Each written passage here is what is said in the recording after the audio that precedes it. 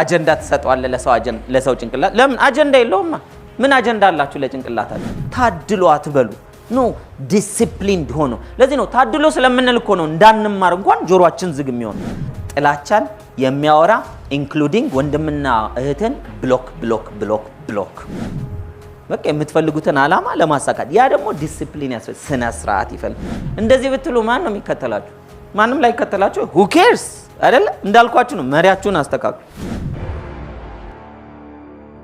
ሃርድ ወርከር ካልሆነን ምን ይሆናል እንዴ ሰዎች እኮ ስኬታማ ለመሆን የከፈሉትን ዋጋ እዩ እስቲ ስለዚህ በሁሉም መስኪው በንግድ ዓለም ሊሆን ይችላል በስፖርቱ ዓለም ሊሆን ይችላል በሌሎችም በሙዚቃው ዓለም በአርቱ ሊሆን ይችላል ወዘተርፈ በስፒሪቹዋሊ እጅግ በጣም ባላችሁበት ሃይማኖት ውስጥ ከፍተኛ ጥግ ላይ የደረሱ ምትሏቸውን ሰዎች አይታችሁ ታድሎ አትበሉ ኖ ዲሲፕሊንድ ሆኖ ለዚህ ነው ታድሎ ስለምንል እኮ ነው እንዳንማር እንኳን ጆሮአችን ዝግ የሚሆን ወንድሜ ምን ሰርተ ነው እስኪ ትንሽ ልኮርጅ ካንተ ላይ ትንሽ ነገር መኮረጅ ብችል ዲሲፕሊን መኮረጀው ውጤቱን አይደለም ስነ ስርዓትን እስኪ ንገረኝ ምንድን አይነት ስነ ስርዓት አለ ምን ሐሳብ አለ ሐሳቡ አይጠየቅም ሰው ማወቅ አለብን የኔ ቤት ስራ ነው ሚዲያ ላይ ማስቀመጥ የለብኝም ወይ ለባለ ስልጣን ማስቀመጥ ወይ ለቤተሰብ አባሎቼ ወይም ደግሞ ለጓደኞቼ ኃላፊነት መስጠት ያለ ኃላፊነቱ የማን ነው የኔ ስኬት የኔ ነው ስለዚህ ዲሲፕሊናችንን ምን እናር ኢምፕሩቭ እናር ሃው እንዴት ኢምፕሩቭ እናር አንድ መጽሐፍ አለ የጆን ሲ ማክስዌል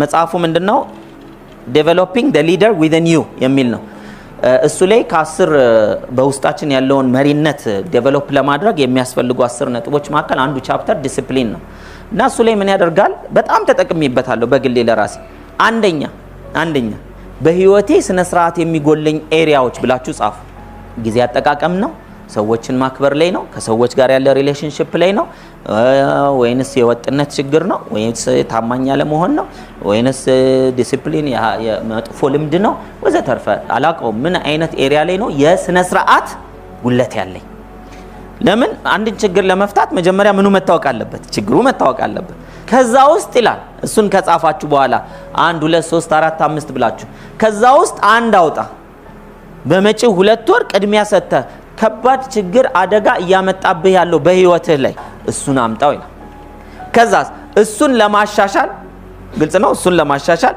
አንድ በሱ ኤሪያ ላይ በጣም ጥሩ ውጤት ያመጣ የምታቀው ሰው ካለ እነሱን ሊስት አርጋቸው ልባርጉ የምትወዱትና ሰው አይደለም የምትጽፉት በዛ ኤሪያ ላይ ውጤት ለምሳሌ ሪሌሽንሺፕ ላይ እኔ እየተቆጣው እየተናደድኩ ብዙ ሰው ያስከፋው እየተቸገርኩ ከሆነ የህይወቴ ችግር ምን ማድረግ አለብኝ አንደኛ ኃላፊነት መውሰድ አለብኝ እኔ እኮ እሱን እኮ የተቆጣው ራሱ ነው እሱ ነው እንትን ብሎ ይሳደባል ከሰዎች ጋር መልካም የሆነ ግንኙነት የምገነባ መጥፎ ነገር ሲመጣ በጥሩ ቀይሬ ሪሌሽንሺፑን ሜንቴን አድርጌ የምቀጥል ማንነት ፈልጋለሁ የሚል ግብ ያስፈልገናል ስለዚህ በዛ ዲሲፕሊን ማሳካት የምትፈልጉትን ጻፉ ሰው ስልጠናዎች እና መጽሐፍት ከዛ የምትፈልጉትን ውጤት በዛ በጎደላችሁ ዲሲፕሊን ከዛ ለመጪው 2 ወር ይሏል አንደኛ ማታ ሁሉ ጊዜ በዚህ ዲሲፕሊን ዙሪያ ላይ ነገ ካለኝ ቀጠሮ ጋር ካለኝ ስራ ጋር ከመሄድባቸው ቦታዎች ጋር እንዴት አድርጌ ይሄንን ዲሲፕሊን ልላበስ ምን ላድርግ ምን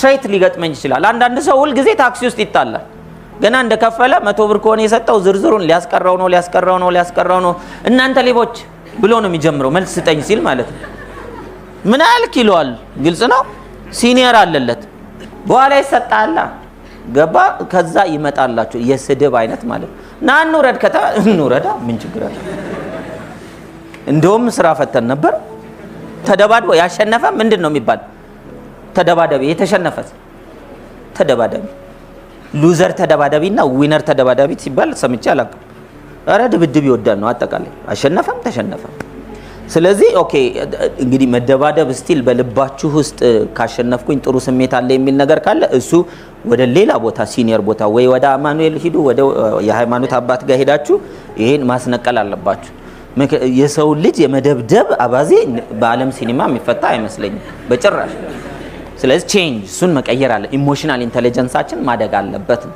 ስለዚህ በዛ ኤሪያ ላይ ማታ እንደሱ ፕላን አርግ ጠዋት ከቤት ወጣ ምሳ ሰዓት ላይ ይላል 5 ደቂቃ ከምሳ በፊት ከምሳ በኋላ 5 ደቂቃ አጀንዳ ላይ ግባና ጠዋት እስካሁን ሰዓት ድረስ በዛ ዲሲፕሊን ላይ ምን አጎደልኩኝ ምንስ ትክክል ሰራው? ትክክል የሰራውን ነገር ለራስ ጮክ ብለ yes bravo እንትን እንኳን አርጋል። ሌላ ጊዜ እንዲህ ሲሉ እንዲህ አርጋ ታስከፋ ነበር። አሁን ግን ዝም ብላ ውስጥ ተናዷል። ነገር ግን ቃል ሳትናገር አሳል ብራቮ አንድ ስኬት አሳክታል። ሪዋርድ አርገው ለራስሽ ያንን በትዕግስት ማለፍን ሊሆን ይችላል።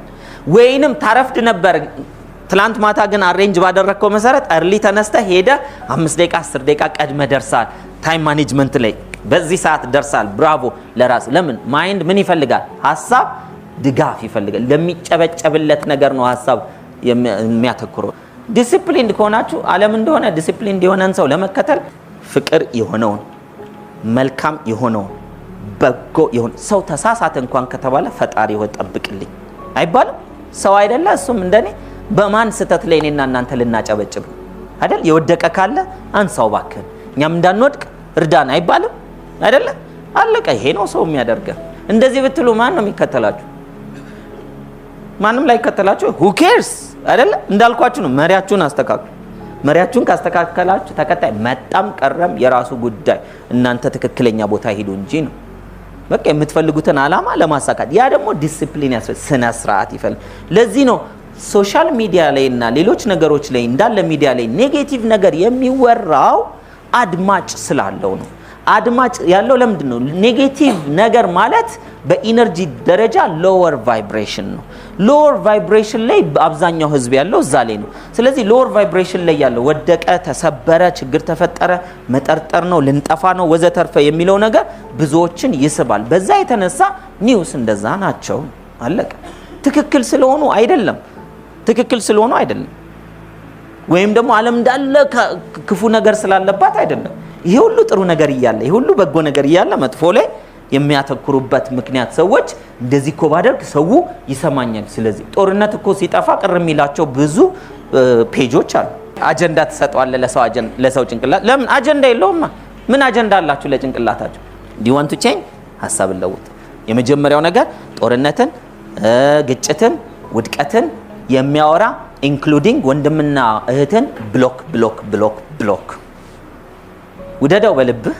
ከዛ በኋላ ግን ለጭንቅላት መርዝ እንዲሰጥ ግን አትፍቀድ። ለምን መርዝ እየጠጡ ጤነኛ ህይወት መኖር አይቻልም። ህሊናን መከላከል ያለብን እንደዚህ ነው። በአይናችን የሚገባ ነገር ህሊና ላይ ተጽዕኖ ይፈጥራል አይፈጥርም?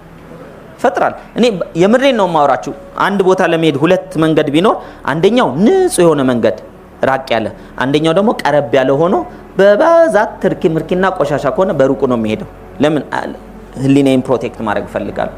ደጋግሞ ችግርን አይቶ መፍትሄን በህሊና ውስጥ ማስቀመጥ አይቻልም። ደጋግሞ ዝቅታን አይቶ ከፍታን በህሊና ውስጥ ማስቀመጥ አይቻልም። ስለዚህ ሶሻል ሚዲያ ላይ ስትገቡ በጎውን፣ መልካሙን፣ ስኬቱን፣ ውጤቱን፣ እድገቱን፣ ፍቅርን፣ ሰላምን፣ ደስታን ባይዘው በብዙ ቀን ውስጥ በሰላም ውላችሁ አድራችኋል። እውነት አሰብ ዛሬ በሰላም ውዬ አድር ያለው እንኳን ደስ አላችሁ ብሎ ፖስት የሚያደርግ ሰው ስንት አለ? እኔና እናንተ የደበረን ቀን ላይ እኮ በዛው ቀን ላይ ወደ ከተማ ስትወጡ የአውሮፕላን ከፍለው የሆቴል ከፍለው ኢትዮጵያ ውስጥ ዛሬ ቀኑ ደስ ይላል ብለው ሊያዩን እኮ የመጡ ቱሪስቶች አሉ። እኛስ እነዚህ የደላቸው እንደገና ደግሞ በእነሱም ከደበረ በቱሪስቱ ይደብራል፣ በወንድም ይደብራል፣ በቤቴ በምትበላው ምግብ ይደብራል። ደግሞ ቆሎ እየበላ የሚያመሰግን ዛሬ በልተናል ተመስገን የሚል ደግሞ አለ።